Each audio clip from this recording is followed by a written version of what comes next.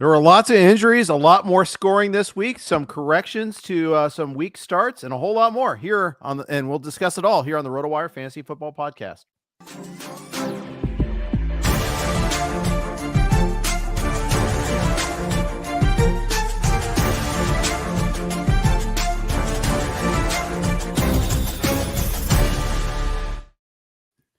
Hey everybody, welcome to the RotoWire Fantasy Football Podcast. Jeff Erickson here with Nick Whalen, and a lot happening in week 2. Nick and I are here to break it all down. We're going to start off with the Thursday night game, Nick, because we haven't had a chance to talk since then. You were away on your bachelor party, and it was a worthy game. A lot of noteworthy stuff happening there.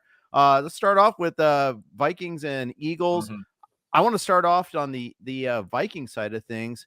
One of my big takeaways is Alexander Mattison is just a volume guy. He's not a special back. And I know he caught a lot of grief online media and all that, so I don't want to pile on too much, but he wasn't very good. And I don't think he's very good. I think he was getting drafted for volume and not necessarily skill. Yeah, he was being drafted for volume, and we didn't necessarily see that volume on Thursday night, right? That this game, I think for a lot of it, kind of played out like the matchup we saw last year. Philly wasn't quite as dominant. They weren't forcing turnovers in the way that they did in the second half against Kirk Cousins in primetime in week 2 in 2022. But they controlled this game and were able to play from the lead. And we only saw Madison carry the ball 8 times. I mean, the Vikings only ran running plays on the entire night. That's what happens when you're down multiple scores and you're scratching and clawing your way back into this game. But on the other side of this, DeAndre Swift, 28 for 175. Jalen Hurts, 12 carries, ended up with 2 scores.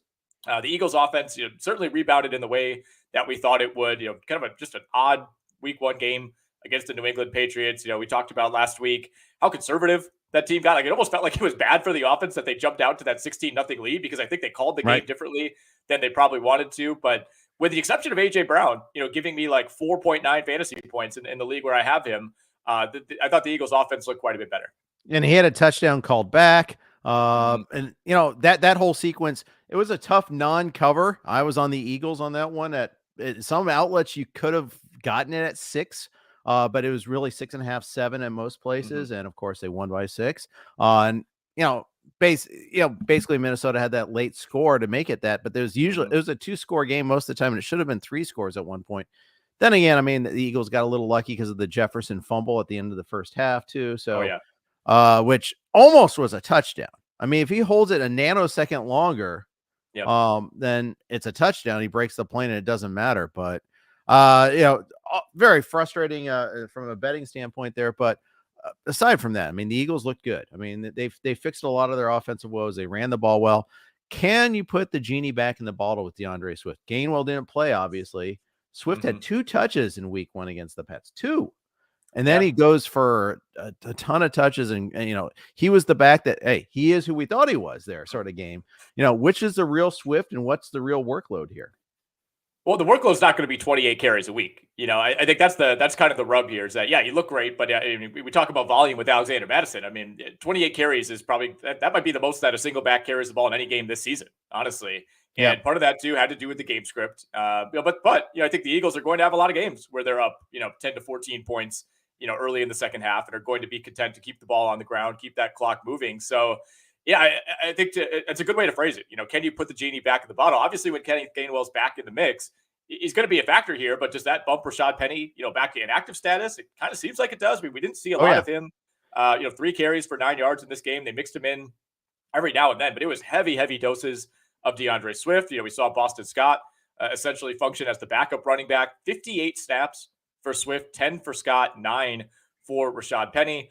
To me, there's always going to be an odd man out. And I'm still really surprised at the usage of Rashad Penny specifically, right? I think you and I talked about this quite a bit on the radio show. Like, I thought it was going to be, use Rashad Penny early on. Maybe he's your second back until he inevitably goes down in week 6 with some sort of injury and maybe doesn't play the rest of the year. But, I'm surprised that he hasn't been able to work his way into the mix more than he has. But look, when Swift's running the ball like he was on Thursday night, I guess there's no need for that. Yeah, and Boston Scott got concussed in the third quarter, and that's only the time when Penny came in. Penny is clearly 4th on the totem pole. And it showed. At first I thought his inactive in week 1 was because, okay, he doesn't play special teams or something, and Scott does. But no, Scott's clearly ahead in just the carrying pecking order too. So we'll see what health status of both Gainwell and Scott are for this upcoming week. But they have the extra days that helps. So we'll see. Other than that, I mean, Goddard got involved. It was all short passes, but still better than the bagel he took in week 1. Hurts wasn't quite all on, but he was mostly on. And Devonta Smith was the guy that, had the better matchup, and they exploited the heck out of it. I think Minnesota's defense is just terrible again. In fact, I think that's the other takeaway from this. Yeah, I think there was some hope that, hey, Brian Flores, big name coach. Maybe he'll be the guy that can magically solve this defense. But I think, the personnel is really not improved at all. It's about the same, if not worse than it was last year. And, they'll be tested again next week. They're at home, but they get the Los Angeles Chargers. That's another 0-2 team. The offense has looked okay for the most part. We'll get to that game later on, but that's certainly going to be a dangerous spot for the Minnesota defense. They get the Chiefs in a couple of weeks as well. They have the 49ers coming up in the first half of their schedule. So it's, I've already seen some could the Jets trade for Kirk Cousins rumors out there? And, I think that's going to be heavily dependent on what the Jets look like for the next few weeks here. But as we said last week, we're starting to see things kind of flip for Minnesota, right? These one-score games, they're now 0-2 in one-score games to begin the year after going 11-0 in those situations last season. We knew there would be some regression, and it feels like that's already hitting. Yeah, I think so. Speaking of 0-2, let's rip the Band-Aid off moment here. My Bengals, better game than week 1, but still really bad. And of course, they're in a 0-2 hole now. They were in a 0-2 hole last year and still made the AFC Championship game, but that doesn't mean it's a good omen there. It's definitely something where they're struggling, and Joe Burrow tweaked his calf on the last offensive series. Yep. He was not great in the first half. They had one less offensive series because of the punt return touchdown, so the numbers look a little worse than they might have been. My bigger concern, though, was the defense. They couldn't get off the field. Opening drive, Ravens moved down, a couple of key penalties. There was a lot of that. That was a continuing theme, by the way. Couple of key penalties for the Bengals. They lost a turnover because of that. They lost a sack, a critical sack because of that. And the Ravens just kept on converting on third down. And a lot of that's Lamar. He can scramble like crazy. But now they're going to face a Rams team that has been moving the ball against ostensibly a really awesome defense in the Niners. Makes you worry about what the Rams are going to do. That's on Monday night next week. That's a Rams team that is currently first in the NFL in time of possession per drive, first in the NFL in plays per drive by over a full play over the number 2 team, the Buffalo Bills, which is insane. Small sample, obviously, but still pretty wild. They are first in the NFL in total plays run, and they are first in the NFL in score percentage. So for a Bengals team that's struggling to get off the field on those third down situations, I mean, it's certainly not a plus matchup, right? I think that Rams team, even after losing yesterday to San Francisco, has looked a lot more competitive than I thought they would in that game. Obviously, they looked great in week 1 against a Seattle team that got things turned around in week 2. So I think, coming into the year, you're circling that Rams game and thinking, all right, we should win this one. And I still think Cincinnati should, but that's looking like a much more difficult opponent now than it did a couple of weeks ago.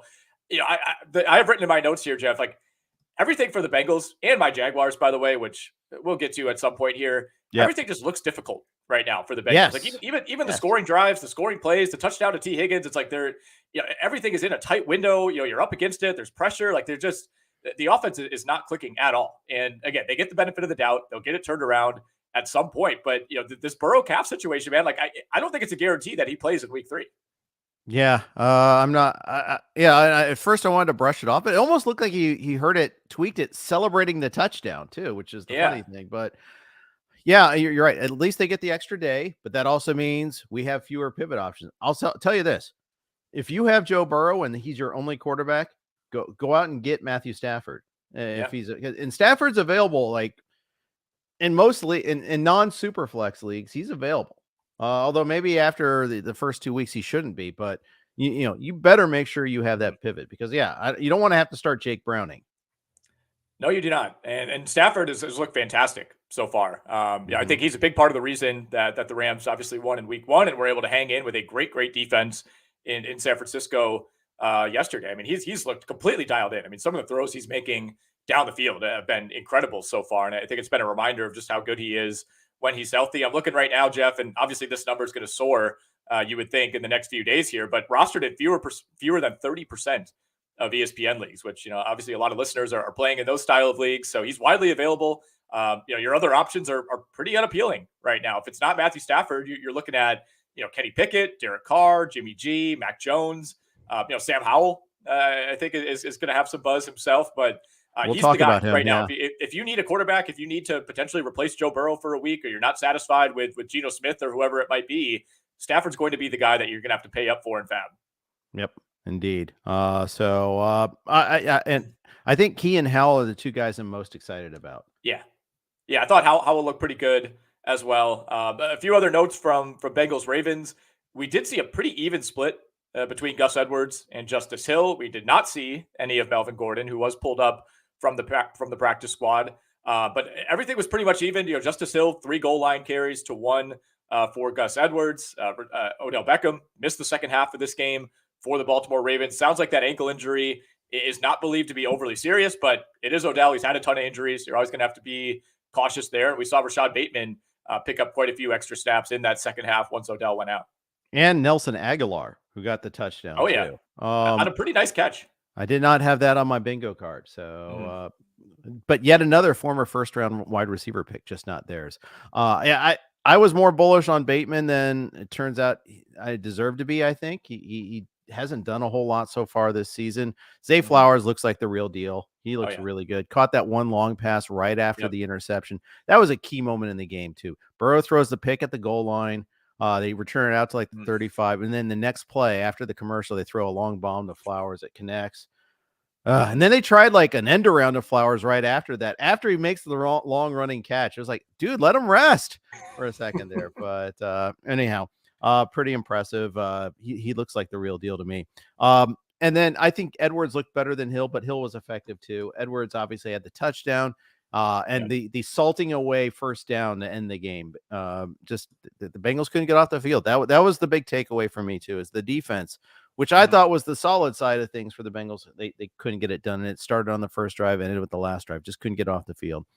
How about your Jaguars and Chiefs? Let's rip that Band-Aid off too. Man, this was pretty demoralizing for me. We went with the Chiefs in Circa, so I was kind of leveraged against myself here to kind of protect for this exact scenario. And what worried me was the Chiefs defense, and obviously the Jaguars defense as well. Although that unit looked quite a bit better than I expected. Monster pick by Andre Sisco on a deep ball attempt from Mahomes to Sky Moore. So the Jags, generated multiple turnovers. If you're doing that at home against the Chiefs, you should like your chances. But the Jags offense has been horrific, Jeff, so far. So bad. I think the play calling has been a massive issue through 2 weeks. The run blocking, the protection for Trevor Lawrence has not been good at all. They have the second worst run blocking grade per PFF in the NFL through 2 weeks. And look, you're going up against a good defense in Kansas City, but I was more concerned about how that offensive line looked in week 1 against the Indianapolis Colts.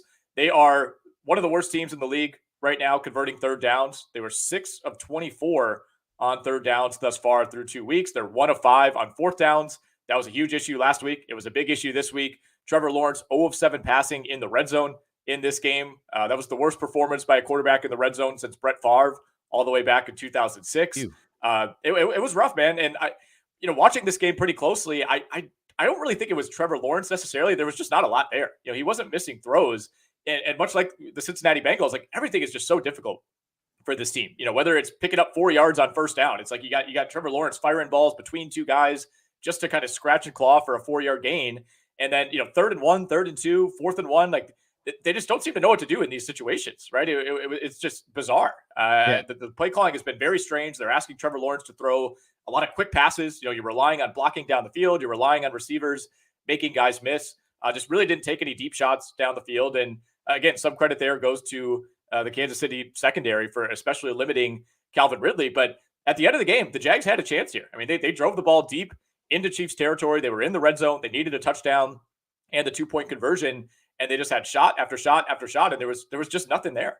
Yeah. I saw the sequence where Ridley got run into the pole on that one play. Yeah. That should have been a touchdown. It was so close. And then the one bad throw Lawrence made in the red zone was the following play where it was a clear overthrow of an open receiver. But I'll be honest, that was right. I haven't done the rewatch on that one just yet. And, I'm still getting used to YouTube as my red zone option here too. Cause I have 2 TVs in here. One of them gets laggy while streaming. The newer one, doesn't. So I was trying to watch the Bengals on that and red zone on the other one, and it just wasn't working. All of a sudden, like it's 2 or 3 plays behind already. Cause then red zone would flip to the Bengals game. Like I can't live that way.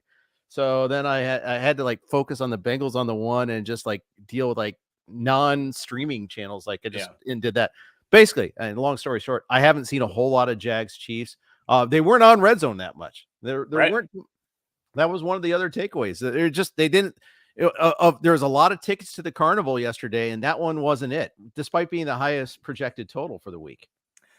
Well, they started this game. These are the drives. Kind of alternating: punt, punt, punt, punt, punt, field goal by the Jags, fumble by the Chiefs, immediate fumble by the Jags, immediate interception by the Chiefs.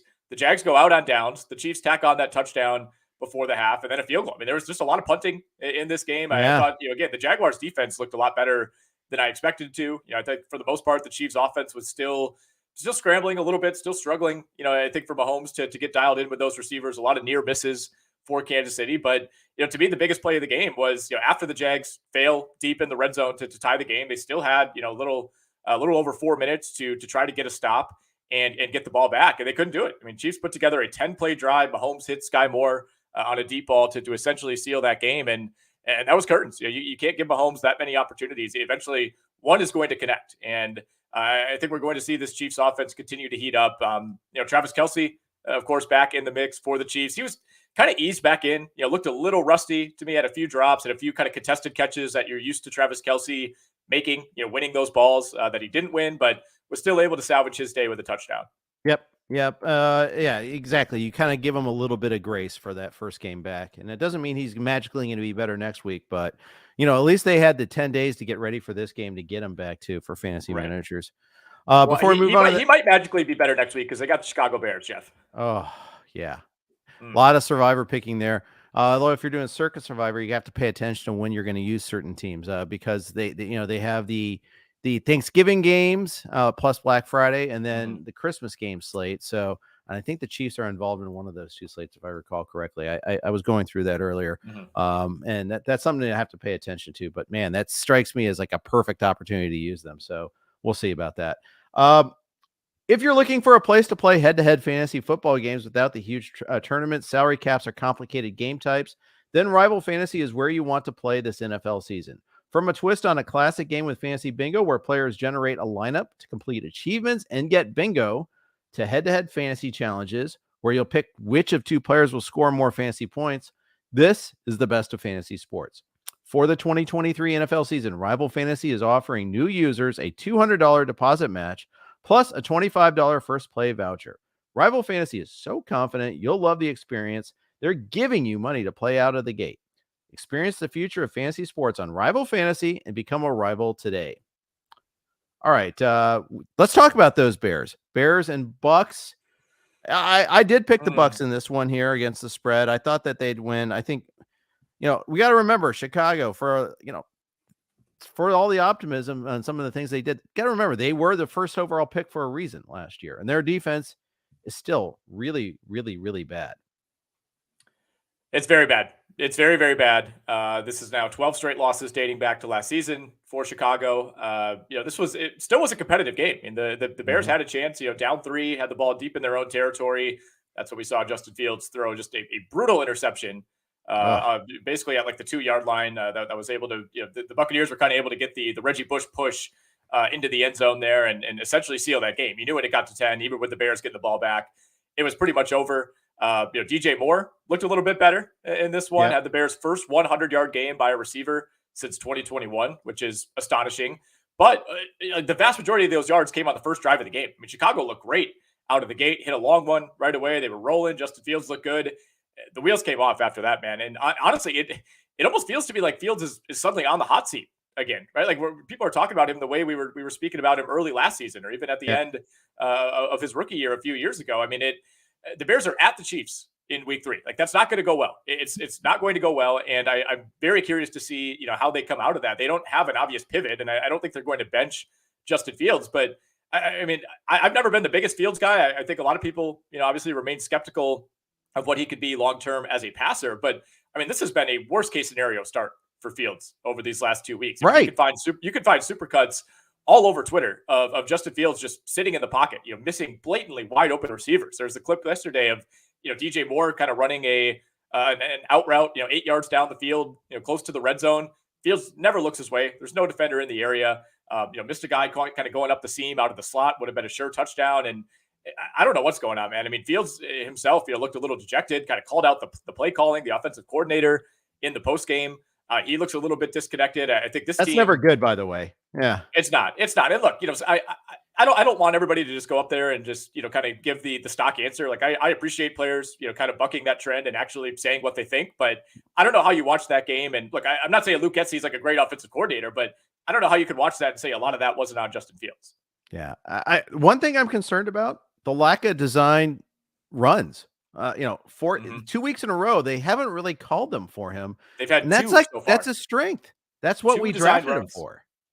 Yeah, they're not. I mean, last year when they started to have a little more success offensively, you saw these, these plays where Justin Fields getting the snap, immediately rolling left, immediately rolling right. The line's going with him. You're getting him out in space. They're trying to, I think, develop him as more of a traditional passer, and it hasn't clicked yet, man. I mean, this has been. There's some other candidates right now for teams that have looked the worst thus far, but I think the Bears have the belt right now. Yeah, 6 sacks in this game too. Maybe one of those could have been basically a design run that went bad, but it's just not great. And we're not drafting Fields because we expect him to be a prolific passer. No, we need those running yards. I had him at like 13 or 14 this week, and I'm going to lower him. I mean, we'll see. Pending, we got some hurt quarterbacks, so we'll see this week what happens. We'll talk about Anthony Richardson next. Richardson is an example of why maybe teams don't have as many design runs for their quarterback. But nonetheless, I was encouraged by DJ Moore. We saw way too much Chase Claypool, but that's because Mooney got hurt early in this game. Yep. So they had to go to him, but and Claypool did get the touchdown. He got out of the doghouse. I mean, they were showing clips of him not blocking in week 1. I'm like, dude, you're already on watch, and then you're showing no effort in the first game of the year against a rival. I mean, come on. What's going on with that? Yeah, there was a report that he did apologize to the team. Yeah, apologized internally. So I think that's at least moving in the right direction. But it's hard to get a real gauge on it because of the Mooney injury. I mean, Mooney only played 15 snaps in this game, so I don't think the plan necessarily was for Claypool to be out there as much as he did. 41 snaps for him out of a total 52. We actually saw a little bit less of Cole Kmet in this game as well. He played 35 snaps, 18 for Robert Tonyan. We even saw Mercedes Lewis getting into the mix as a blocker a handful of times. So, really outside of DJ Moore, this offense has been a mess. And there was a lot of Roschon Johnson buzz coming into this week. Deontay Foreman, a healthy and active. And with the way that this game played out, I mean, kind of playing from behind, even though the Bears were only down 1 score and really like 3 points for a lot of this game, like when the Bears are down 3 or they're down 7, that feels like another team being down 10 or down 17. I think they got away from the run a lot more quickly than they probably needed to in this game. I mean, Khalil Herbert looked okay. Roschon Johnson ripped off a long run.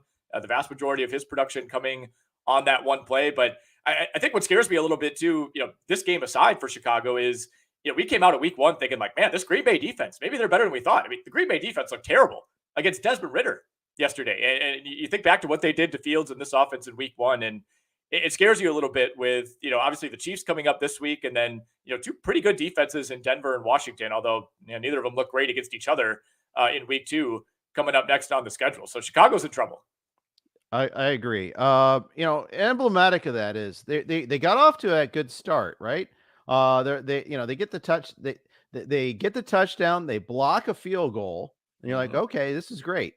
And then sack, end around of Velus Jones for -3 yards, sack, and then a punt. I mean, it's just they had great field position at midfield. You're like, okay, the Bears, they're showing some life, and then no life after that. No. It was just dead. And you're right. I think they abandoned the run way too quickly. Herbert versus Johnson was a big nothing burger. Johnson, Herbert actually at least had the one catch for 23 yards, but yeah, it's frustrating as all heck. So bad week there for those guys. And on the other side of the ball, the Bucks are 2-0, and we were kind of mocking them a little bit going into this season a little bit. Even like and we had when we were at Circa and previewed the Bucks, they were one of the two guests I think that picked at least under or at least right around the number. Showed some pessimism for the someone that's like really into the team.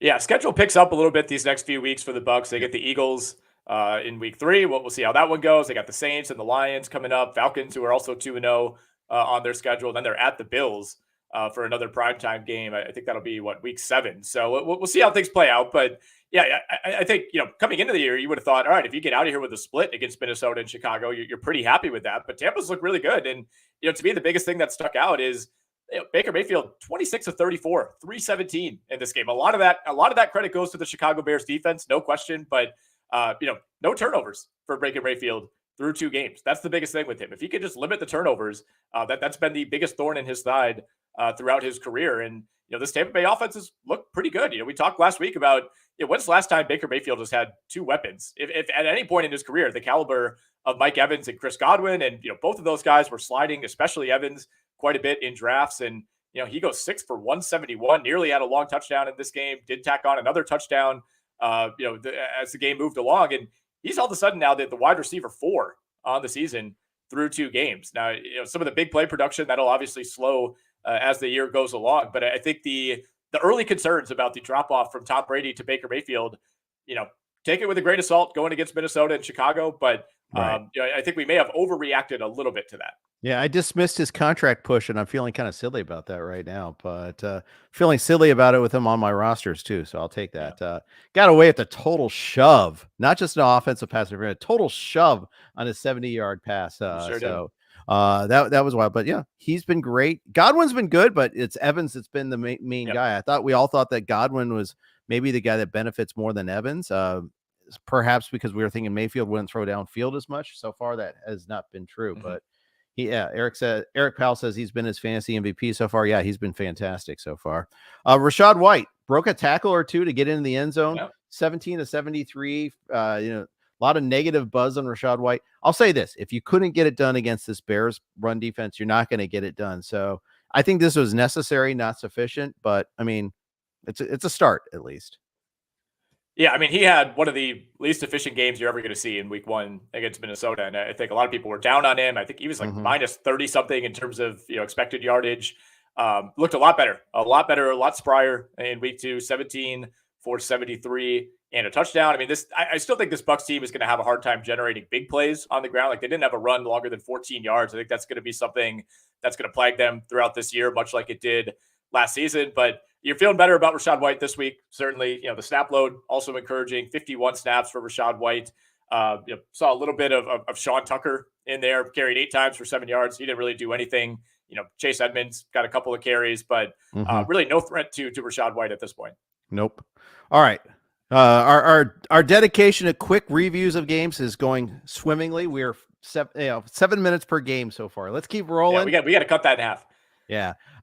You alluded to the Packers. I gotta say, AJ Dillon might be my disappointment of the week. There's no Aaron Jones this week. Atlanta's not that tough against the run, and he just could not get it done. They're trying to salt the game away late, failed like on 2nd and short, 3rd and short. They lined up to go for on 4th down, have a false start. They did some certain things that, they could have salted that game away. Jordan Love looked pretty good to me, but Dillon was a real disappointment to me. He was a disappointment. I've been out on him for a while. I was in on him last year. He played so poorly in 2022. I swore him off. I didn't take him anywhere. He killed them. He absolutely killed them in this game. That 3rd and 1 specifically. I really don't know what he was doing there. You could say he tripped on the turf. He tripped on his own feet. I'm not really sure. But if AJ Dillon can't get you 1 yard on 3rd and 1, I don't know what his place is on this roster or in this league really at this point. I mean, 15 for 55 for AJ Dillon, just not breaking tackles at nearly the rate that a guy his size should. Really no ability to get you plus yardage whatsoever. The biggest difference for me here was, the Falcons running game, specifically Bijan Robinson, who went 19 for 124, did not get into the end zone, but still a fantastic day for him. Added 4 for 48 as a receiver. Bijan Robinson was plus 56 yards, Jeff, over expectation in this game. Per so NFL good. Next Gen Stats, AJ Dillon was minus 12 yards on these are basic carries, right? It's hard to go minus 12 when you're basically just kind of running up the middle. So that was a big, I mean, that's a swing of 68 yards right there. And he looked shot out of a cannon. Bijan did every time he touched the ball. There was one play where he broke 3 different ankles on one run. Three different players. He broke the ankles, made a little full speed cut. Just that humans should not move like that. His stop-start ability is unbelievable. Like he's not even breaking tackles. He's just the tackles aren't even touching him. That's the thing. Is like he's like eluding tackles. And obviously we saw him break plenty of tackles in week 1 against Carolina, so he has that too. But against Green Bay, it was a lot of defenders having the angle, looking like this play is going to get stopped for a 3-yard loss. Bijan just makes a miss, makes a couple more defenders miss. All of a sudden, a 3-yard loss turns into an 18-yard gain. I mean, he had a couple of those plays. Atlanta, picked up a big 4th down conversion after a controversial spot on 3rd down, caught the Packers off guard. Darnell Savage had a great shot to just, even if he just makes contact with Bijan Robinson, just slow him down a little bit. Another Packer or two is able to get there and probably make that play. That to me is where this entire game shifted. And then you mentioned, I don't know what happened on that would have been QB sneak by Jordan Love. It sounded like he tried to audible into that play. He said the wrong audible. And, obviously he was on one page. The entire rest of the offense was on another page. He basically ran a phantom QB sneak without the ball, resulting in that false start and then causing Green Bay to punt. Yeah. That was one of his few missteps, though. He looked apart to me otherwise. He looks good. Jaden Reed looks good. Luke Musgrave looks good.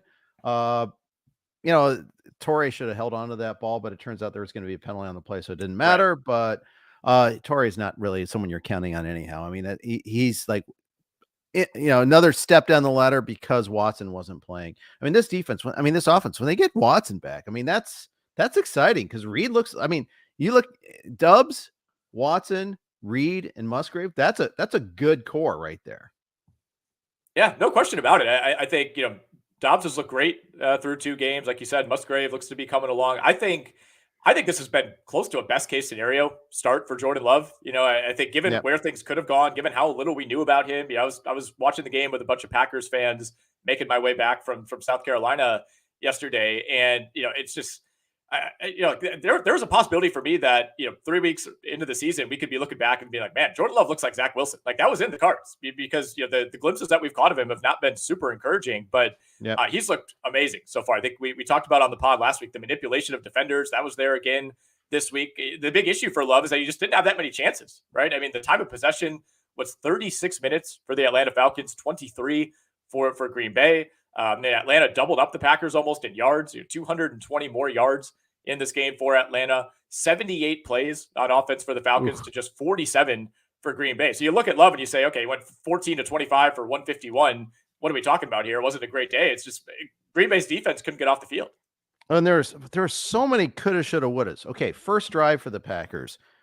They're lining up. They could have kicked a 51-yard field goal. Instead, they took the delay of game and punted. So cowardly. You deserve to be punished for that. Turns out those 3 points might have mattered. They had the missed possible pick 6 by Jair Alexander. It was on a 4th down play, so they still got possession. But if Alexander holds on to that, he's taking it to the house. I mean, there was nothing in front of him there. Quay Walker dropped an interception. Jair Alexander dropped a pick 6. That's what I was saying. Jair Alexander, earlier on that 4th down play. I mean, it's just, and at least, I mean, there's so many coulda, shoulda, wouldas in that game. They should have won. They get that first down. It's game over, basically. Instead, they get the Dillon and then the false start thing. I mean, I'll say I wasn't that impressed with Desmond Ridder still. I don't think he's that good. They got all those yards, but it was pretty much Bijan. And I know sometimes they had Bijan and Algier on the field at the same time, but so they reestablished Drake London this week. Great. They ignored Kyle Pitts. They missed Pitts wide open a couple of times. It's frustrating. Atlanta's a very frustrating team for me. Yeah, I mean, Kyle Pitts at this point, we're in full-on panic mode. It looks the same as last year. Really nothing to take of real encouragement here. Did have 5 targets technically, but it didn't really feel like it throughout this game. And encouraging to see Drake London after taking a 0 last week go 6 for 67 and a touchdown. But, even he, I mean, this team does not want to throw the ball downfield. Like, their one long passing play of the game came on like a double reverse flea flicker back to Desmond Ridder. And he just threw up a 50-50 ball. And credit to Mac Hollins for going up and getting that. Another tough play on the day for Darnell Savage. I mean, that one was huge too. That came after, I believe, the Packers' 4th down mishap, on the sneak. They punt it back, and then immediately Atlanta is basically in the red zone and able to put up some points there. So, yeah, Green Bay blew this game. I mean, this was a 2-score game going into the 4th quarter, and Green Bay was just not able to execute on 3rd down and that 1 4th down to close this out. And last thing I'll say, I mean, you mentioned that initial drive of the game. I felt like that kind of set the tone for the Packers offense. They picked up some aggression in the second half. Things were rolling for a little bit, but I mean, that initial long pass interference on the flea flicker to begin the game. Green Bay had a 1st and 10 at the Atlanta 31 and ends up losing 7 yards. They had 2 penalties. They had a false start. They had a delay of game when they were lining up for the field goal. But that was purposeful too. That was cowardly. It was cowardly. I think they waffled on the decision and then got out there and said, whatever, we'll just back it up here. And then you punt from the 38 and it's a touchback. I mean, what are we looking at here? It was an 18-yard difference. Yeah, terrible sequence. You deserve to lose after that. Yep. All right. On that salty note, let's move on to another game here.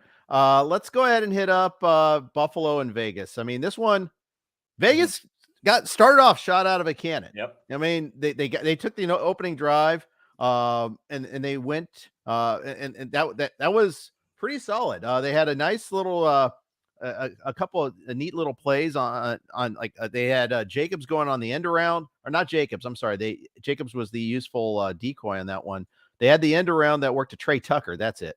And they scored bubble screen to Adams. They stopped the Bills or the 7, and they got another 1st down. They look like they're rolling. Jimmy Garoppolo gets the tip interception, and after that, it just like the whole game changed.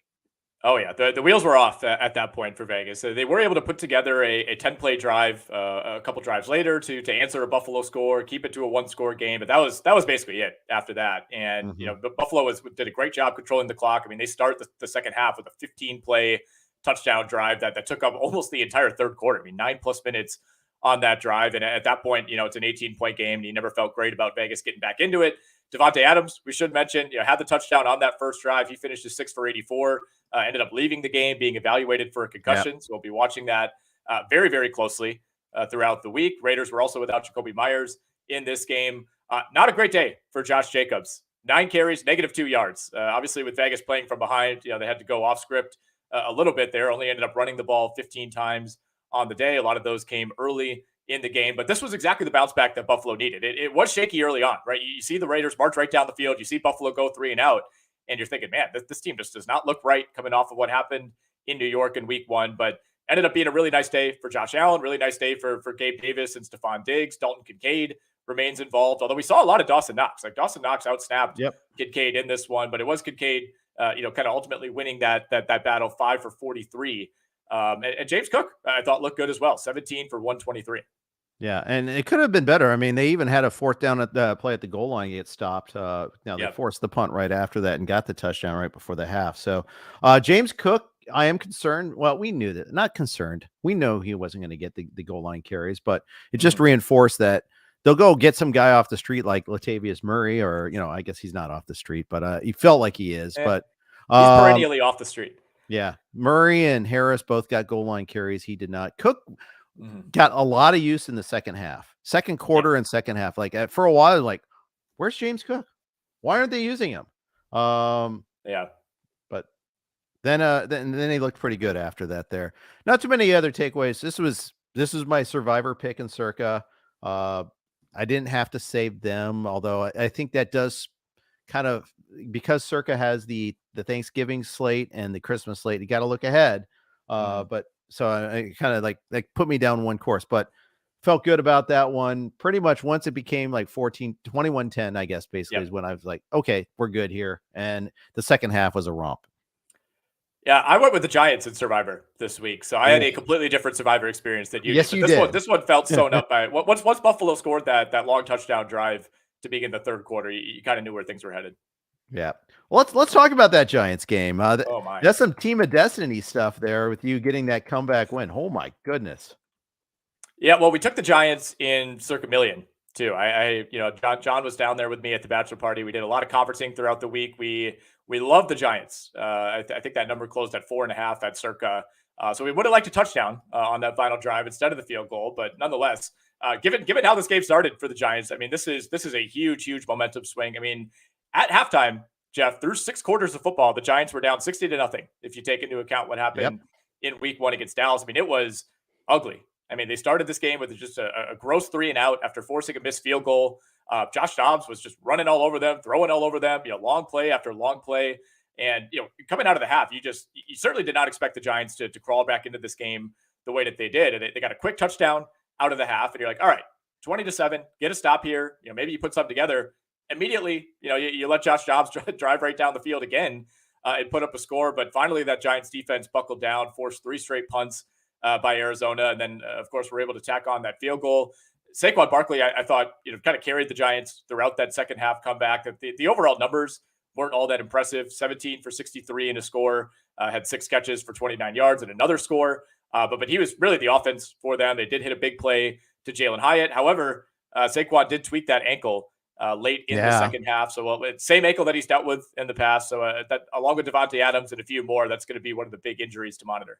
Yeah, and I think they play the Niners on Thursday night too. So, you're almost certainly not going to see Barkley this week. But I'm not that excited about starting Matt Breida. I know he got 5 yards on his 1 token carry, but nonetheless, he's going to be like the pickup option this week. We're all sweating that report, but we're not going to.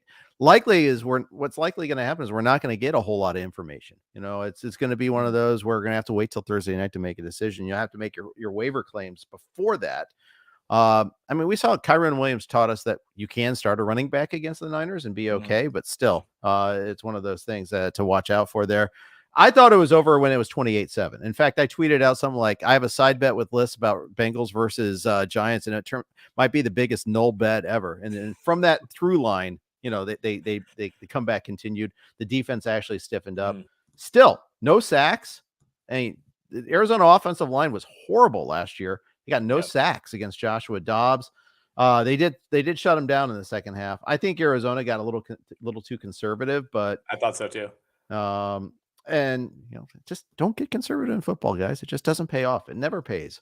It just never pays. We just talked about the Packers and their cowardliness on their first drive and how that they got punished for that. Well, Arizona kind of did too. You got a chance to put a team away, you do it. Yeah, a couple other notes from this game, then we'll move on. I too was a little bit miffed at the lack of pressure on Josh Dobbs, although he did a good job moving around. I think he's more athletic. He's faster than he's given credit for. I mean, he ran over a Giants defender on the way to the end zone for one of his rushing touchdowns in this game. That was a 23-yarder. But kind of in addition to that, we saw James Conner, able to continue to get things going against this Giants defensive front. He goes 23 for 106. Did a lot of his work, of course, in the first half of this game. But yeah, the Giants offensive line, has been one of the bigger surprises thus far. Final note for me, Zach Ertz, 12 catches through 2 games. That is second among tight ends in the NFL. Yep. A lot of short targets, but still targets nonetheless. In a PPR league, that's gold. Yep. We're on the Blue Wire Network. Here are their ads. All right. Thanks for your indulgence on that. Let's keep rolling here with these breakdowns here. Going back to the early slate. Chargers and Titans. Titans were my best bet. The game didn't really play out the way I expected it to, but nonetheless, I just don't trust the Chargers as a road favorite, and it's just in their DNA to find ways to lose. They've scored over 50 points in their first 2 games. They don't have a single turnover, and they're 0-2. Hard to do. First thing I have written in my notes here is the Chargers, feel like they've lost the same game like 5 times per year for the last 15 years, right? Yep. I mean, it was a completely different script as far as, playing the Titans versus playing the Dolphins in week 1, but, kind of came down to some similar possessions at the end of the game. And as much as I love Justin Herbert, I have an MVP bet in on him that I'm not feeling great about so far. There's just something about this team that you do not trust in big spots. And much like last week against Miami, there's a huge sack at the end of this game. The Chargers offensive line just kind of got bull rushed, got bowled right over. Yep. Justin Herbert did not have an opportunity to get a pass off. I mean, it was a 3rd and 3 at the Tennessee 7 with 20 seconds left, and Herbert just gets ambushed and sacked, and that turned into a field goal, which set this game to overtime. Chargers go quick 3 and out, and from there, Tennessee able to drive down the field. So it's tough to pinpoint exactly what's going on with the Chargers. The run defense has been such a problem for them over the last couple of years, and it held up in week 1 against Miami. It held up pretty good this week as well. The Titans piled up 141 total yards, but you hold Derrick Henry to 80 yards on 25 carries. I think you'll take that every day of the week. Yeah, absolutely. I was just going to say 3.2 yards per carry for Derrick Henry. I mean, they did their job. Spears was more effective, 8 for 49, but still. What I noticed, though, was Tannehill hit like 3 deep balls. And he was very efficient, 20 to 24 this week. Last week, he was horrible against the Saints, threw the 3 picks. He avoided those turnovers this week. There were no turnovers in this game, period. Tannehill did get sacked 5 times, right? But he was a lot better. And it's Ryan Tannehill they're lying to with a gimpy DeAndre Hopkins. Keep that in mind too. Hopkins played, didn't do a whole lot, 4 for 40. We saw some Chig finally, 4 for 35. They had to get involved, but Burks hit a deep play. Chris Moore hit a deep play. I mean, that was the thing. Like that they hit these downfield passes at critical times. And like you said, the Chargers, they just found ways not to finish. Now, we knew they weren't going to be able to run the ball against Tennessee. Nobody runs the ball against Tennessee. Kelly, 13 for 39. I thought he'd be more involved in the passing game. He wasn't. I think one of the other takeaways for the Chargers is Quentin Johnson barely getting used at all. 2 targets, 1 for 7. He's clearly not even the third option on this offense right now. He only ran 9 routes on the day, Jeff. Not likely to become fantasy relevant, I think, until, and it feels inevitable, that Mike Williams or Keenan Allen get hurt at some point this year. And we kind of felt like that would be the case, going into the year. Like, as far as, if Quentin Johnson reaches his peak, he's going to need one of those guys to go down. And I still think that's likely at some point, but he's been even less involved than I thought he would. And we started to get some inklings at the end of the preseason that maybe he wasn't quite as far along as they were hoping. There were some drop issues early on, but yeah, I mean, only running 9 routes in a game where there's, you weren't getting anything going on the ground. Very disappointing for Quentin Johnson. I mean, hopefully people aren't starting him, but it's getting to the point now where you got to consider dropping if you need some depth.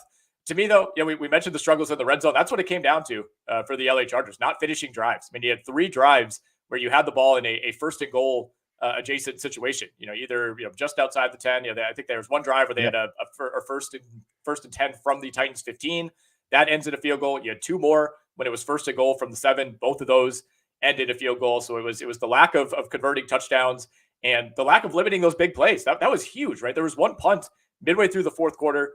Chargers put together a drive. They have to punt. They pin Tennessee back inside their own 20. That was when that Chris Moore play happened, and immediately the field is flipped, and all of a sudden it goes from 1st and 10 at your own 18 to 1st and 10 at the Chargers 33. Yep, exactly. 27-yard field goal, 30-yard field goal, 33-yard field goal at the end of the end of regulation. I mean, short field goals are a killer. They're the silent killer. And it's just, you see the 24, you're like, oh, they only kicked once. Nope. They had 3 plus a 2-point conversion in there. So yeah, that comes back to haunt. I used Herbert in my DFS lineups. He got 305 yards and 2 TDs. You're like, okay, that's pretty good. Keenan Allen was a stud. No surprise there. He got the 2 touchdowns, 8 for 111. When Keenan Allen's healthy, he's pretty ridiculously good. So, and he's healthy right now. A game that did deliver on for DFS fantasy purposes, entertainment purposes, Seattle, Detroit.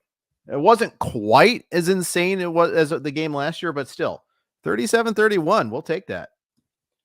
Yeah, it wasn't quite on that level, but this was probably the craziest game of the day, maybe other than that Giants comeback. But we got the points that we thought we would. The Lions just weren't quite able to recover from that pick 6 Jared Goff threw in the fourth quarter, but rallied back, forced overtime, saw Seattle march down and put this one away. But certainly a disappointing day for the Detroit Lions. Coming off of that win at Kansas City, you're at home. It feels like everything's rolling your way, and advantageous matchup, right? With the way Seattle looked in week 1, you're thinking, okay, we kind of got him right where we want him here, and you knew Seattle was going to bounce back, right? I mean, we saw enough of success from this offense last year to know that the second half last week against the Rams was somewhat of an outlier, and obviously the Rams looked pretty good against San Francisco, so you're not too down on yourself for how you looked in week 1 if you're Seattle, but really, really nice bounce back and necessary bounce back here for the Seattle Seahawks. Kenneth Walker, very inefficient day against this Detroit defensive line. 17 for 43, but did find his way into the end zone twice. Turned into a pretty nice fantasy day for him. Vastly outstaffing Zach Charbonnet. We were worried about what that split would be coming into the year, but as long as Kenneth Walker's healthy, it looks like he's going to be the guy pretty clearly. Yeah, for sure. And in fact, you see more DJ Dallas in passing situations than you do Charbonnet, which I think it's going to, Charbonnet will make an impact this year, but it's going to be tough to hold on to him long enough for you to be able to realize that. Some other notes from this game. Lions, I mean, if I'm a Lions fan, I'm actually okay. I mean, this was a missed opportunity game. They lost that fumble to begin the third with Montgomery. Seattle turned that in immediate points. There was a 4th and 2 fail that they had where they threw downfield as opposed to, harder degree of difficulty. I'm okay with that. You don't want to just run it into the pile. They threw the pick 6. Gibbs was the target on the pick 6. The ball was behind him, so I don't necessarily blame him, but I don't know if there was a miscommunication on the route or something. He also dropped one that he could have busted for a big yardage opportunity. Gibbs was a little bit of a disappointment because they said they were going to get him more work, and then Montgomery got hurt, and they still didn't give him a whole lot of running work. I'd be patient with Gibbs. I think it's happening still.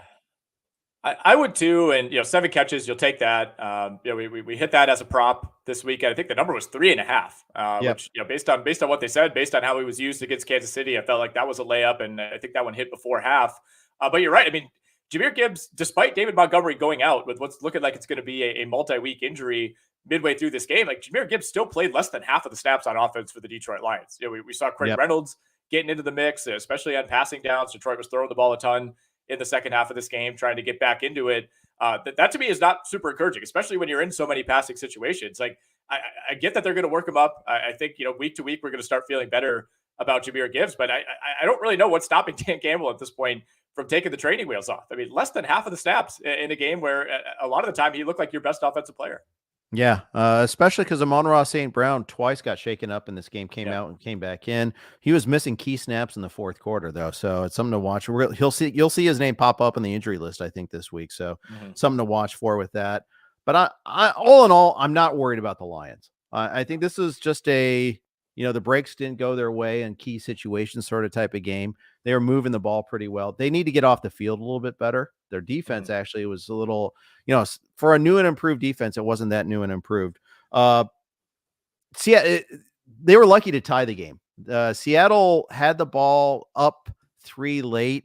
Like they had a 3rd and 17 from their own 20, and Geno Smith took a 17-yard sack to pin him all the way back near the goal line.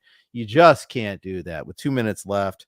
You just get rid of the ball. It was going to be, they snapped it with 2:11. So I think he was worried about not getting it, not letting him take a timeout before the 2-minute warning, but those 20 yards mattered. That was a bad one there. So apologies to Justin Fields, but that was the worst sack of the week. Yeah, it was really bad. It was really, really bad. Darius Brown talking about Gibbs says, should you trade him for Puka? What do you think? Jahmyr Gibbs for Puka? Which side do you want to be on in a vacuum? I think I still want Gibbs. I mean, that's becoming certainly a more difficult question with each passing week here. But I want Jahmyr Gibbs until I know what's going on with Cooper Kupp. I want Gibbs. Okay, fair enough. I think I might want Puka because I think Puka is going to be. We'll see. I mean, I'm curious to see the usage when Kupp comes back. Can they be on the field at the same time? Because he's kind of running, Kupp's role right now. Yeah, but I don't know. I think he's been so good. He's going to be on the field. They'll find ways to get him on the field. I don't think that the target volume just can't sustain once. I think you're actually right. I changed my mind. I want to be on Gibbs too. Yeah, but I mean, if you're somebody who thinks Cooper Kupp is going to miss more than 4 games, and maybe he comes back week 7 or 8, and you don't know what his health is going to be week to week after that, then there's certainly a case for it. It's a fascinating question, really. It is. Let's move on to a quick ad note, and then before we get to our next game, I think we can all agree that fantasy sports are awesome. So is daily fantasy and sports betting. That's why I have so many friggin' accounts. What's not awesome is going to a bunch of different apps to find the best odds and manage all your fantasy lineups. Enter Bettor Vision. That's Bettor Vision. Bettor Vision is the only app that syncs all your fantasy, DFS, and sportsbook accounts in one place. We only show you the best odds for every bet, so you'll always get the best value. And our dashboard is the only one-stop shop to track all of your fantasy matchups, DFS picks, and bets. Visit bettervision.us to download Bettor Vision today. Jeff Erickson's here with Nick Whalen. Let's keep rolling. There were so many good early games, notwithstanding our respective teams' terrible early games. But let's talk a little Colts Texans.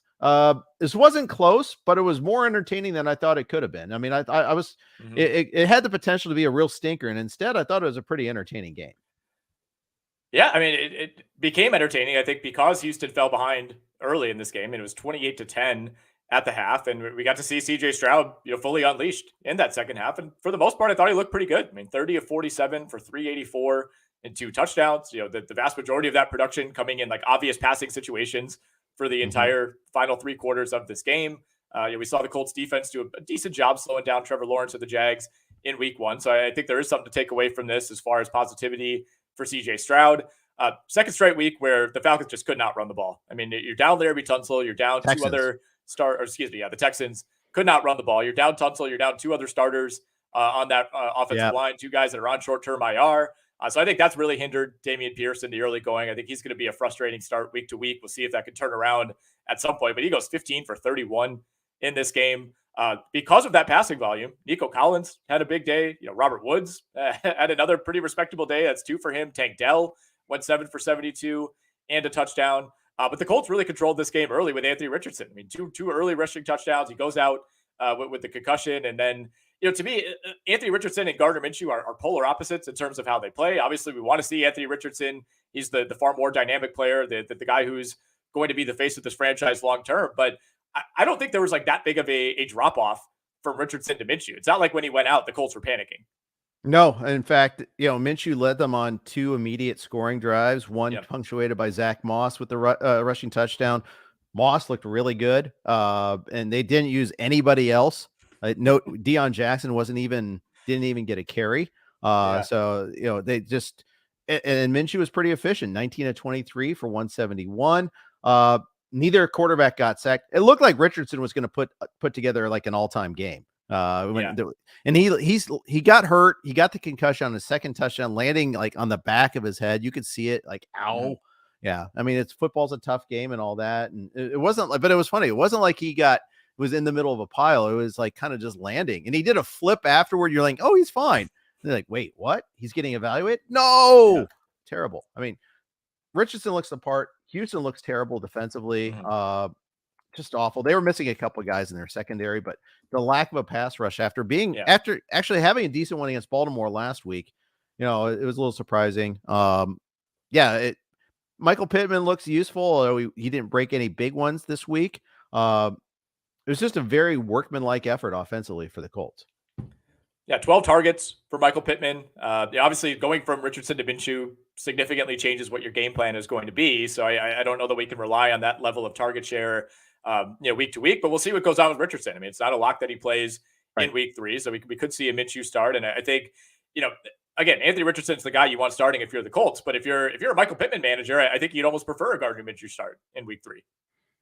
Yeah, I guess so. Yeah, probably. Although I think Richardson's mobility opens up things for everybody else, though, too. Sure. Yeah, there's certainly a case to be made there. A couple other notes here. You mentioned the running back split. Like, you're not exaggerating. Like, literally no other running back played in this game for the Colts. And, Evan Hall's banged up right now. Certainly they did not like what they saw from Deion Jackson, who had a costly fumble last week against the Jags. So I think it's just kind of licensed to start Zach Moss at this point. Yeah. I mean, you're not going to get as many advantageous matchups. I mean, going to Houston in week 2 is about as good as it gets. You do have to keep that in mind. But I mean, that type of snap share, I mean, he played 56 of 57 snaps in this game. And look, maybe it's not going to be quite that exaggerated every single week, but I think that sends a message, as to how they feel about Zach Moss coming off of an injury relative to the other options in that backfield. For sure. And he did well with his chances too. If you're digging into the trenches for a tight end, Kyle Granson might be worth a look. Scored. He got targets last week and then 3 for 16 on 4 targets this week. He's I'm in a league where we start 2 tight ends. He's relevant in that league. Yeah, right. And, the vast majority of listeners are probably saying, look, appreciate it, guys. I'm not going to go get Kylen Granson. But yes, if you're in a competitive league, like, guys like Gerald Everett and Zach Hurst and Juwan Johnson, like those guys aren't out there. If you're in a 12-team, 2 tight end league, you're starting to dig deep. And Plenty of people that play in high stakes leagues are going to be in that spot. So that's a good call on somebody to keep an eye on. Colts get the Ravens next week, by the way. Interesting. I think that's a pretty tough matchup there. Yeah. Will be interesting to see from survivor purposes who uses the Ravens that didn't use them in week 1 there as far as that goes. All right, let's talk a little bit. We kind of alluded to it a little bit earlier, but it didn't really break down Niners and Rams. We've talked about, extolled the virtues of Matthew Stafford so far a little bit here. This was a very offensive game early on, and not offensive, but a lot of offense in there, a lot of fun. Let's start off though with the Jay Glazer pregame bombshell. I watch the Fox pregame show the hour before kickoff, specifically to look for Glazer updates, and he delivered with this because he announced the Akers thing, and I didn't see it anywhere else before that he was going to be active, and he's on the trade block again. Mm-hmm. Here we go again with Cam Akers, right? And this one truly came out of nowhere. And I think they're done with him. I don't know exactly what happened, but this is at least strike 2 that we know about publicly for Cam Akers, or to make that dramatic of a decision that late before a game. Something had to happen behind the scenes. There were some rumblings of maybe a disagreement with a coordinator or a coach at practice this week. Sean McVay, somewhat alluded to that while kind of keeping things close to the vest in his post-game presser. So yeah, I wouldn't be surprised if Cam Akers is on a new team sometime this week. You look at a team like the Green Bay Packers. I think they could use an upgrade at running back. I think that would make some sense. There will certainly be other suitors for Cam Akers, but the Rams feel comfortable going forward with Kyren Williams. Look good for the most part in week 1. He goes 14 for 52 and a touchdown this week. Not an efficient day by any means for Kyren Williams on the ground, but also gives you 6 catches, 48 yards, and a touchdown through the air. I made a lot of bad calls throughout the years, Jeff. Last week on this pod, when I said, yeah, go ahead, spend all your money on Puka Nacua. You're really gonna roll him out there, start him against the 49ers?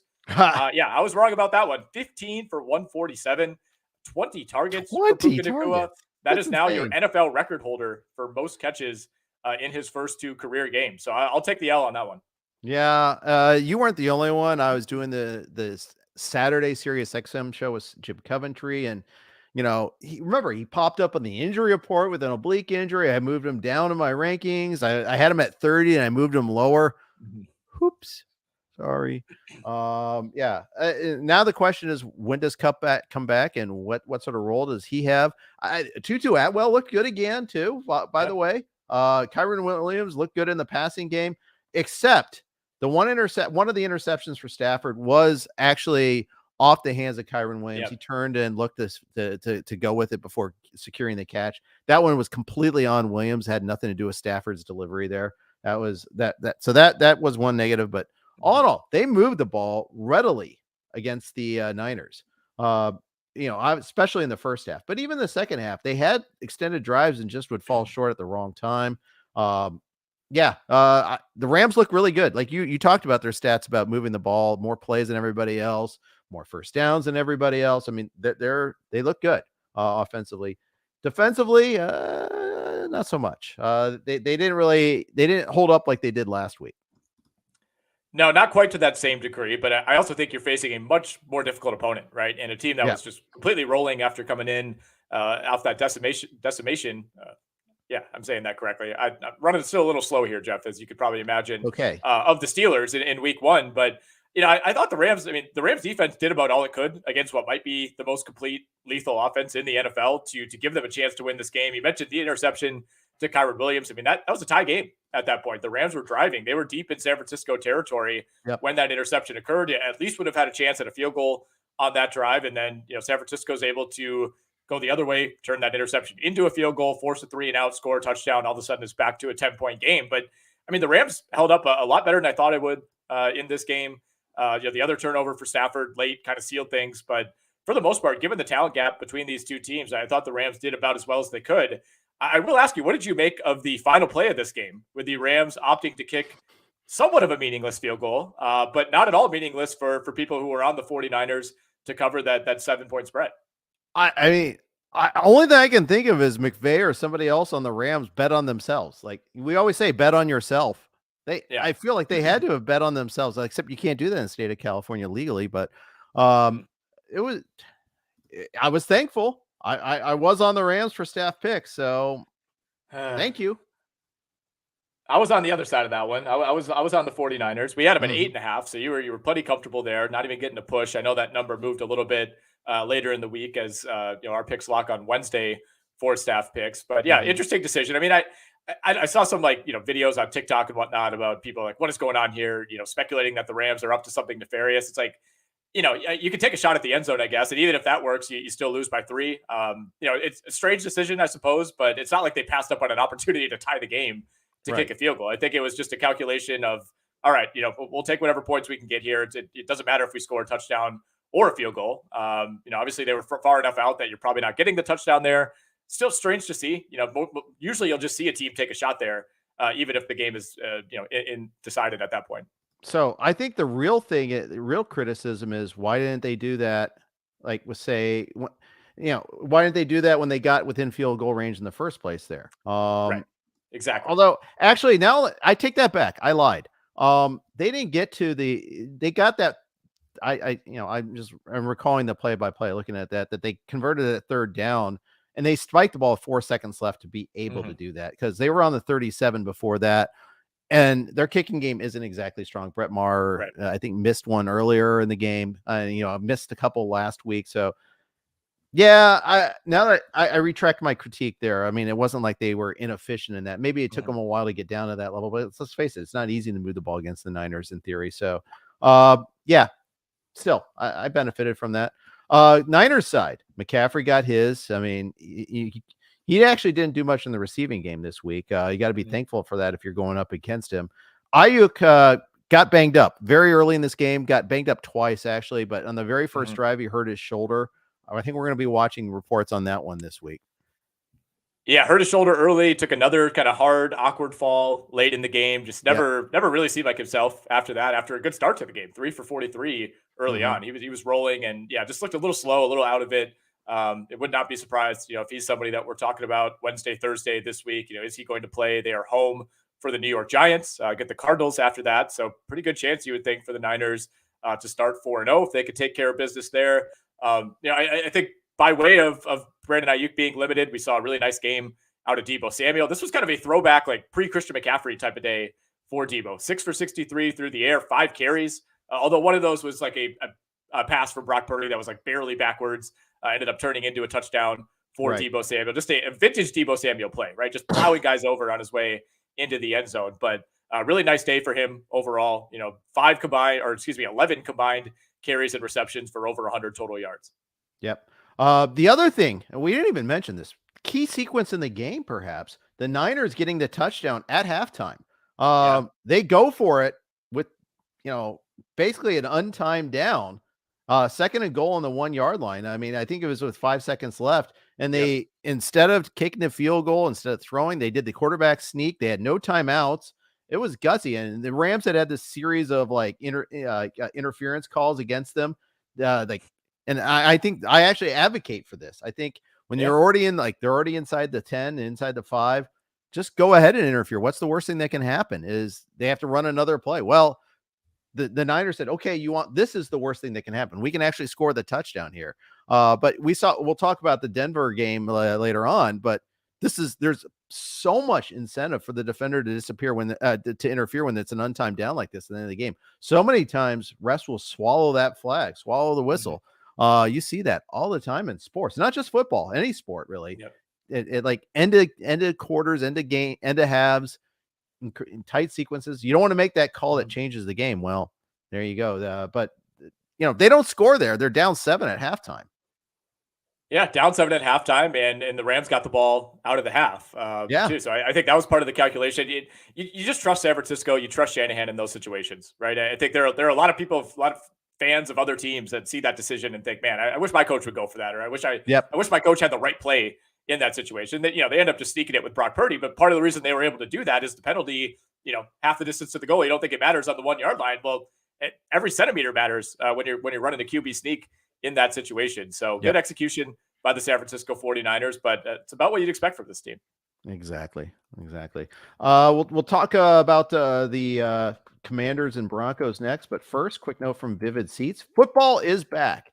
Kick off the NFL season with Vivid Seats and score tickets to all the hottest matchups and biggest games of the year. Catch every pass, every tackle, and every heart-pounding play of your favorite team live and in person. And with Vivid Seats rewards, now you earn rewards with every single purchase. Each ticket you buy gets you closer to your reward. Just buy 10 tickets, then simply cash in your credit toward your 11th ticket purchase. It's that easy. Plus, Vivid Seats is offering you $20 off your first $200 ticket purchase with code RotoWire. That's code ROTOWIRE. From the 50-yard line to the upper deck, Vivid Seats has great tickets for all the 2023 games that matter to you. Just visit vividseats.com or download the app today. All right, Nick, crazy game in Denver. The Broncos jump up to a 21-3 lead.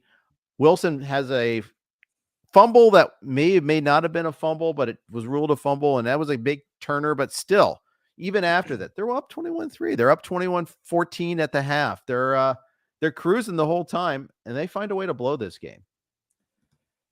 They sure did. I mean, this one looked like it was going to be well in hand for the Denver Broncos. First 3 drives of the game were just immaculate, right? A couple deep balls by Russell Wilson, including a 75-yarder, the 60-yarder to Marvin Mims early in this game. He had a big day. I mean, everything was rolling early. Russell Wilson looked like old Russell Wilson. The defense is generating stops.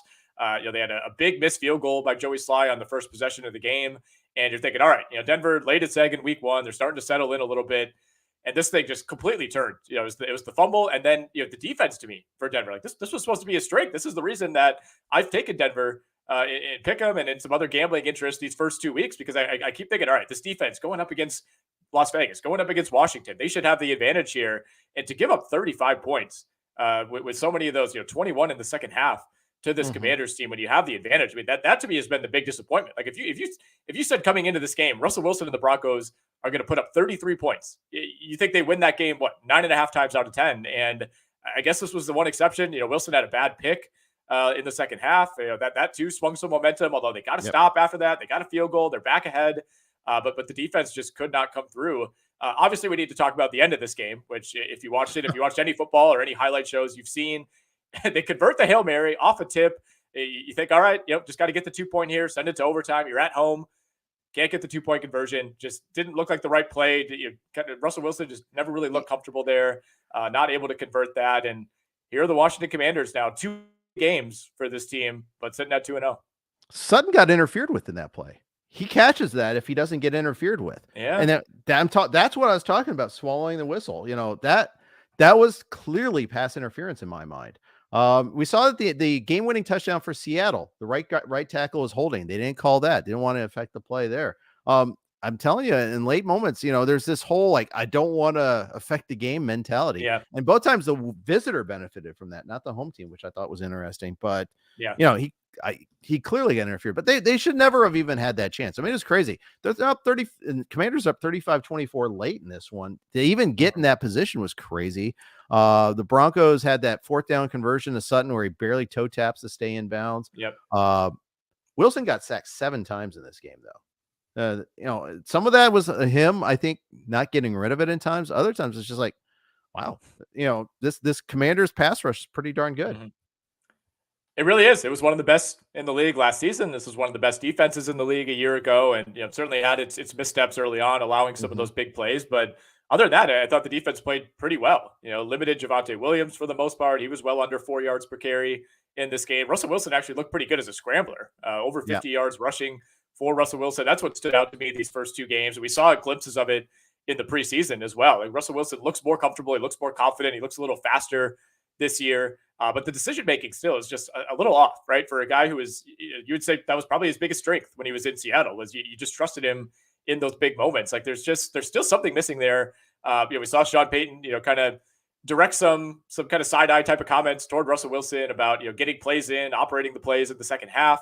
I think there's still maybe a little bit of a disconnect there, but what a disappointing start for Sean Payton in Denver. I mean, to lose 2 close games to 2 teams that you probably feel like you're better than. And now they got to go to Miami. I mean, that defense coming off of allowing 35 to Sam Howell. You do wonder how that's going to look against Tua, Tyreek Hill, Jalen Waddle, and a Dolphins offense that's just rolling right now. Yeah, exactly.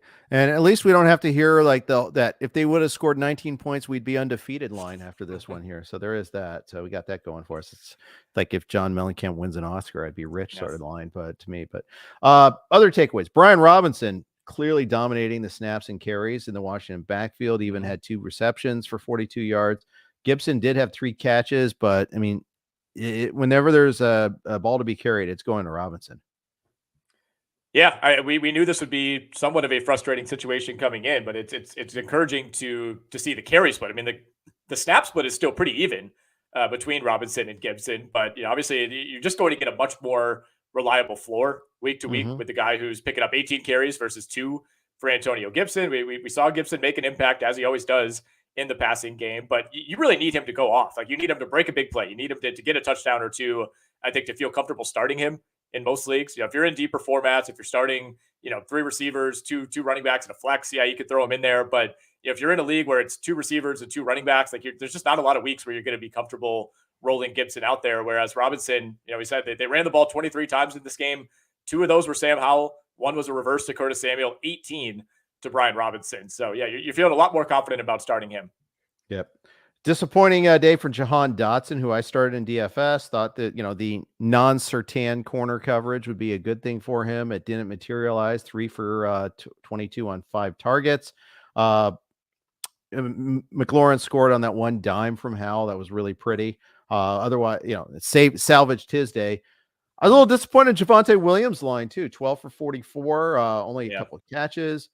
They just did. They didn't run the ball. I guess when Wilson's pulling it down like that, running 6 times in his own right, very successfully, mind you, but that really that chews into the running back values. Yeah, well, they had a couple quick drives, early on too, right? Like that, you have the 1 long touchdown drive with the long play to Mims. That was essentially only 1 play, given the penalty that occurred there. You had the fumble came on the second play of a drive. You had a 3 and out early on. So I don't know that it was necessarily Denver, getting away from the running game or getting away from Javonte Williams. I just think other things early in the game were working, and then you're scrambling late in this game. You're throwing a bunch to try to get yourself back into it, which they ultimately did. So to me, it was more game script than Denver not trusting Javonte Williams. And he had a couple plays where it's like, man, if he just breaks 1 more tackle, that could have been bigger than it was. So I still feel like he's running the ball pretty well. We did certainly wonder what that knee would look like, but for the most part, to me, he's passed the eye test. Yeah. All right. Dallas and the Jets. Speaking of not passing the eye test, we have Mr. Zach Wilson, who for a second there, I thought he was going to be okay. And then the second half got really ugly in this one here. Yeah, you always have faith in the Jets defense to do something, right? They didn't get a stop on that first drive of the game, but after that, you hold Dallas to a punt, a field goal, another punt. But the Jets offense just, as this game went along, you just felt like the more opportunities that Zach Wilson has to commit a mistake, the more likely that is to happen. And that's exactly what we saw, certainly to end this game too. Back-to-back interceptions, excuse me, on the final 3 possessions of the game. They also gave up a fumble. That was Dalvin Cook in the second half. The wheels completely came off. This was this is a 1-score game at the half. And, I think that the way Dallas came out, and given who the Jets are starting at quarterback, you're thinking, all right, we'll take that. We came back from a bigger deficit last week against the Bills. Like, let's just put us in position to try to get something fluky here. And again, to go fumble, punt, interception on your final 5 drives of the game. Like, you're not winning anything doing that. Yeah, and the pass rush was getting to Wilson too. He's having to scramble a lot, which he always has to do. We were talking about that while doing the Monday night broadcast last week, and like the one where he scrambled from like the 25 back to his own 50 just to throw it away. That was so vintage. But yeah, it's going to be a problem. CeeDee Lamb went off in this game yardage wise. This is 2 weeks in a row where the top receiver went for over 100 yards. You kind of expect, Sauce Gardner is going to lock him down, but that hasn't been the case. No, it hasn't. And, Dak, I thought, looked really sharp again this week. He was asked to do a lot more, of course, than he was against the Giants in that game that turned into a complete laugher, but really relied heavily on CeeDee Lamb. That was the case to start this game and really throughout.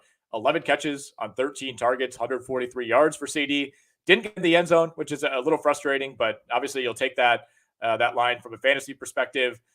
Jake Ferguson caught a touchdown early in this one. That was nice. I had him going in one league as kind of a just flyer tight end where I didn't like any of my other options. It will be interesting to see just how involved he becomes in this offense as things roll along. Was not a great day for Tony Pollard. I think you chalked that one up to the Jets defense, holding him to 2.9 yards per carry. Ripped off one big run, but that was about it. He just did not find a lot of room. Yeah, that's right. Disappointing day for all the running backs involved. Cook, you mentioned his killer fumble. He was 4 for 7. Breece Hall 4 for 9. I mean, they just didn't run that many plays either. I think that's one of the other takeaways is, and then that they got in chase mode in the second half, and it got pretty ugly. And I know they said that Breece Hall was on a pitch count, but that was a killer fantasy day if you had either of the Jets running backs. Yeah, especially with how Breece Hall looked last week, right? I mean, he was as much the reason as any that they were able to hang around and ultimately win that game against the Buffalo Bills. It was just his ability to rip off big plays, and that was what the Jets needed. I mean, especially when it's a brutal spot, right? We knew they were going to be up against it. You're on the road against a Dallas team that's just steamrolled through these first 2 weeks. I mean, 70 points over their first 8 quarters of the season. And I was kind of hoping they'd give Breece Hall some more opportunities. He only played 15 snaps, right? So that's part of that, I think, was once things got out of hand, it's like you're not going to throw him out there. But that didn't really happen until early in the fourth quarter. I would have liked to see them try that a little bit more. That's really your only shot at a home run play other than Garrett Wilson, who found his way into the end zone for a second straight week. I mean, it's even like 24-10 in the fourth quarter. That's not out of hand as far as I'm concerned. Exactly. Get him in the passing game, for crying out loud. They gave him 2 targets. That's it. Yeah, I think that was kind of a fail on their point there. Maybe they just kind of figured, okay, we're not going to catch up with Zach Wilson, so we'll save Breece Hall for next week. But I didn't like. I mean, he's the reason you caught up to the Bills, right? I'd give him a chance, man. I mean, I know Dallas knows it's coming. I know we're talking like we could coach the team, and that's not the case. But 4 carries for Breece Hall on the day. I mean, you got to give him a few more shots to get lucky and rip something. Yeah, inexcusable. Just terrible play calling there.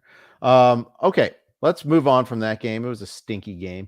Let's talk about another stinky game. The Sunday night game, Miami, New England. I thought it was a stinky game just because I don't know. Every New England game now for the last 2 years is just like grounded in the muck. I just don't enjoy watching them play at all. Mac Jones throws it 42 times for 231 yards. Just nothing downfield. And that the broadcasters last night were talking about that too. It's just there's nothing available downfield. Nope, not at all. Not at all. And, late in the game, we started to see New England, they put together a really nice touchdown drive to pull within 7. You're kind of wondering, like, all right, where was this when you needed it earlier? And I think, Mac Jones and, I think Mike Tirico remarked on the broadcast too, he looked more comfortable to me when they started running hurry up, right? Where it was just, all right, snap the ball, first read, let's go. Snap the ball, look here, throw there. All right, let's go. I think the more methodical New England was early in the game, the less in sync Mac Jones seemed to be. And I know the average depth of target and whatnot, the 5.5 yards per completion, like it's not going to go down in the record books by any means, but I still think he looks pretty decent. He looks certainly a lot better than he did last year. He looks more confident to me, especially that late touchdown drive that really felt like it mattered at the time. And had the Patriots been able to convert that wild, pitch play back to the offensive lineman, maybe we're talking about a game that ends up going into overtime. But I still come away encouraged with how Mac Jones specifically has played. Now, the New England offensive line has not been good. No, it's terrible. They have not been able to get Ramondre Stevenson going whatsoever. And, they're kind of like the Giants to me in terms of their group of pass catchers, right? Like part of the reason that they are this stuck in the mud kind of boring team to watch is it just feels like there's nobody in the skill position group that you're like, man, we got to keep an eye on that guy. You just got a bunch of dudes who, all right, they'll make the catch and they're going down. Yeah, they don't have an elite receiver. I mean, and they don't. Juju looks their longest play of the game was a Mac Jones scramble. Yeah. That tells you what was going on. Exactly. Third quarter, they have a 4th and 4 from like the Miami 45, 48, something like that. Down 17-3. There's like 10 minutes left in the third quarter, so it's not like game over, but they're down 2 touchdowns and they punt. They had lost ground on 3rd and 1. They lost like 3 or 4 yards. Maybe that had something to do with that. It's things like that. Like you're just not giving yourself a chance to win. Oh yeah, they had a cool field goal block. Okay, great. They're innovative in their ability to block field goals. Yay. It's just frustrating. I hate it. Just after such, I don't want to watch them. They're like a bottom 5 team for me to watch. Miami is like a high on the list of teams I want to watch. Although I will say New England defensively still does a lot of innovative things.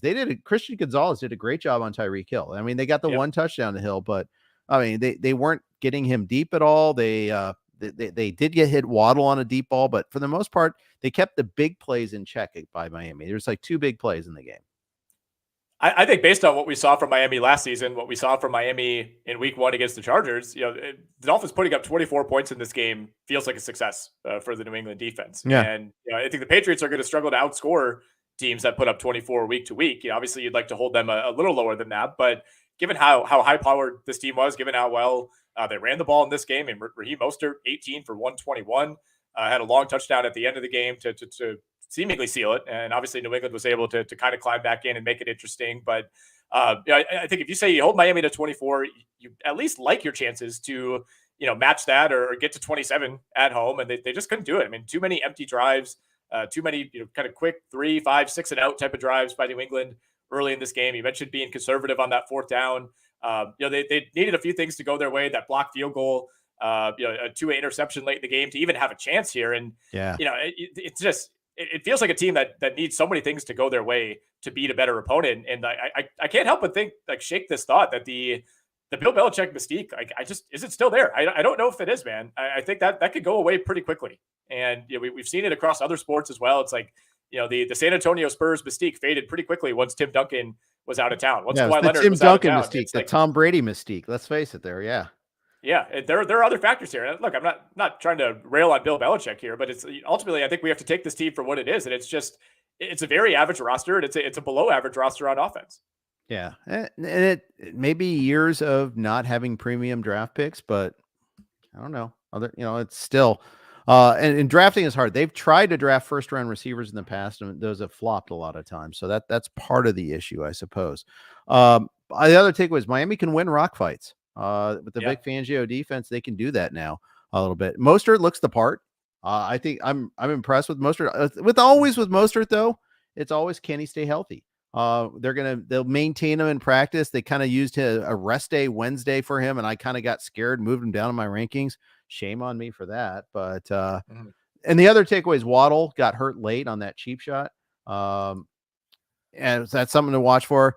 Yeah, I forgot to mention Garrett Wilson left late in the game for the Jets too, so that's another one that you're going to keep an eye on. We got a lot of injuries this week that were, some critical injury reports I think we're going to be watching.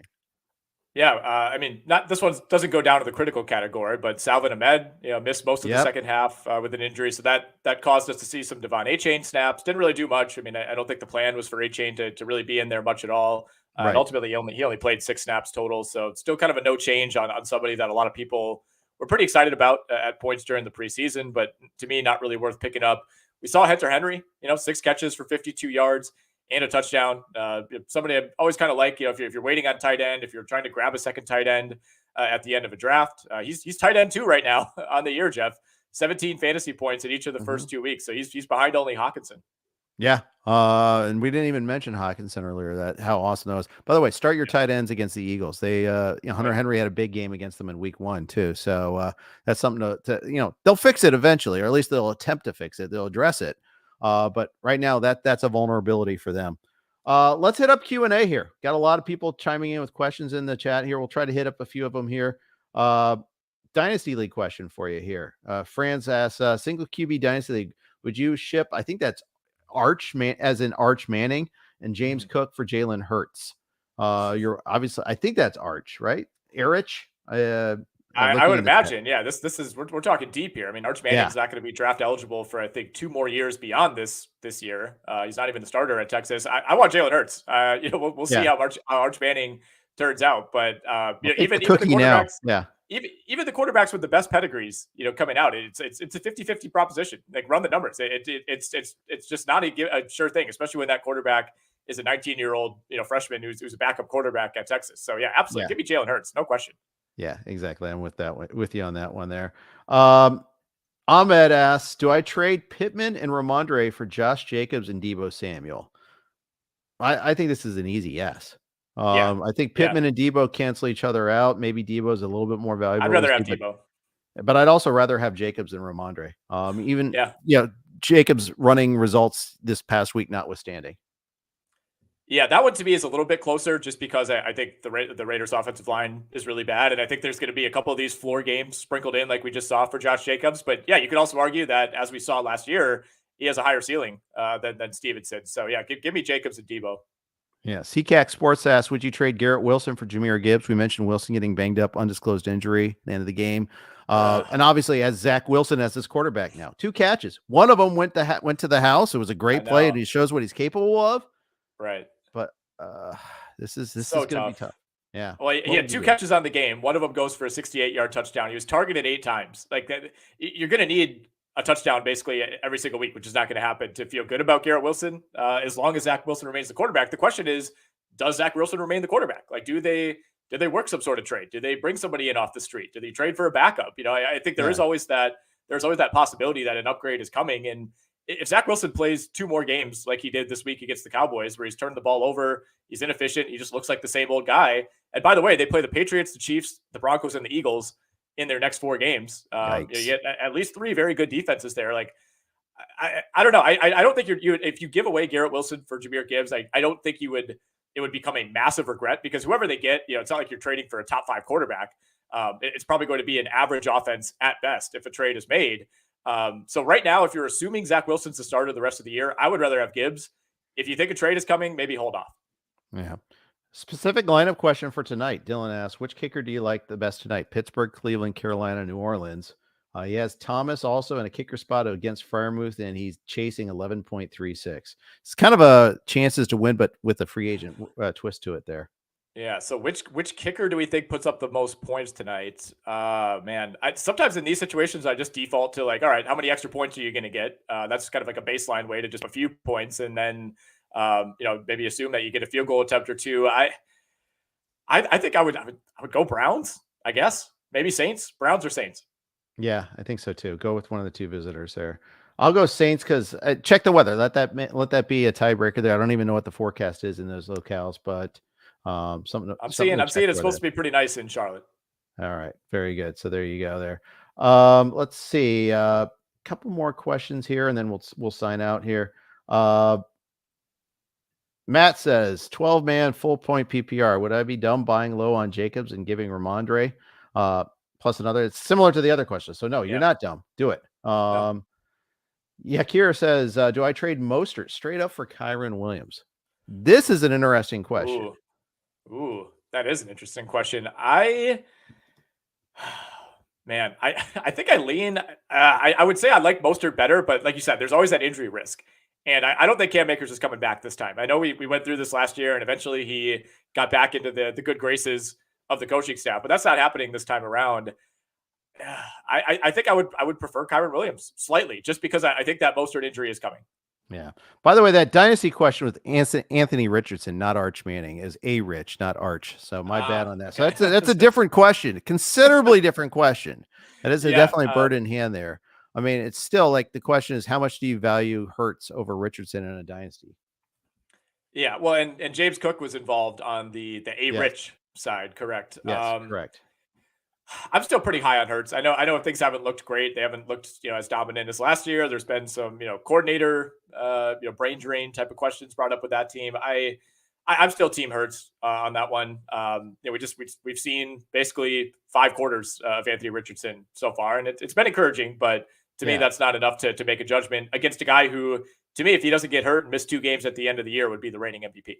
Yep, agreed. And could have been the Super Bowl MVP, right? Like, for not winning the game. Think of it this way: like in a best case scenario, Anthony Richardson is probably competing for MVPs. Best case scenario, but what are the chances that it actually turns out that way? I would say not that great. That he's a demonstratively better player than Jalen Hurts, who we already know is a very good top 3 fantasy quarterback.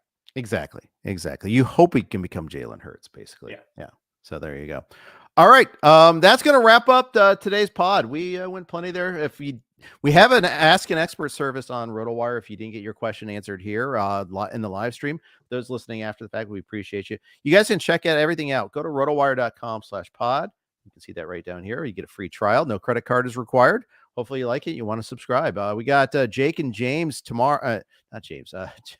Jake and Joe tomorrow talking free agents, as always, on Tuesday.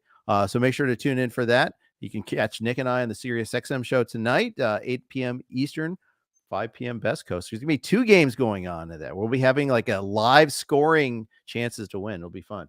All right. Thanks, everybody, for tuning in. Take care.